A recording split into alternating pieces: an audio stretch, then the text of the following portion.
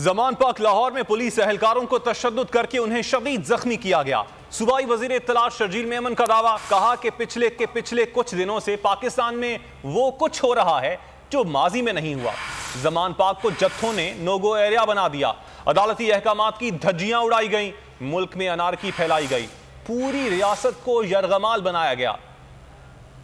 पिछले 4 दिन से पाकिस्तान में वो कुछ हो रहा है जो कि 75 साल में कभी पाकिस्तान में नजर नहीं आया। लाहौर में देखें आप, इस्लामाबाद की अदालत ने कहा कि जी एक शख्स को पेश करो, इमरान खान को।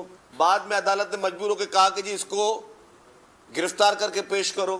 जब गिरफ्तार करने के लिए अदालत के अहकामात पर जब पुलिस वहां पे गई तो जो उनके साथ हशर किया गया, जिस तरह से उनके ऊपर डंडे पत्थर बरसाए गए और फिर जो पेट्रोल बम बरसाए गए, आपने पूरे पाकिस्तान को पैगाम दिया कि आप एक बहुत बड़े बदमाश हैं। आप अब गुंडागर्दी के जोर पर पाकिस्तान पे हुक्मरानी चाहते हैं। आप चाहते हैं कि इस मुल्क का कानून, इस मुल्क का आइन आपका गुलाम बन के रहे।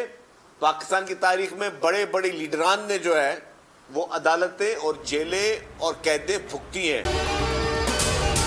अगर आपको ये वीडियो पसंद आई तो हमारे चैनल को सब्सक्राइब करें और बेल आइकन पर क्लिक करें।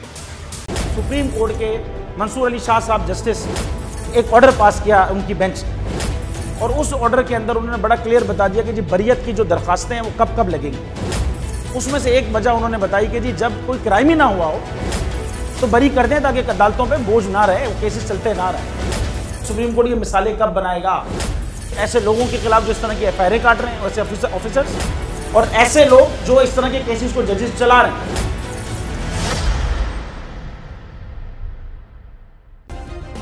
सब्सक्राइब करें और बेल दबाएं ताकि कोई खबर रह न जाए।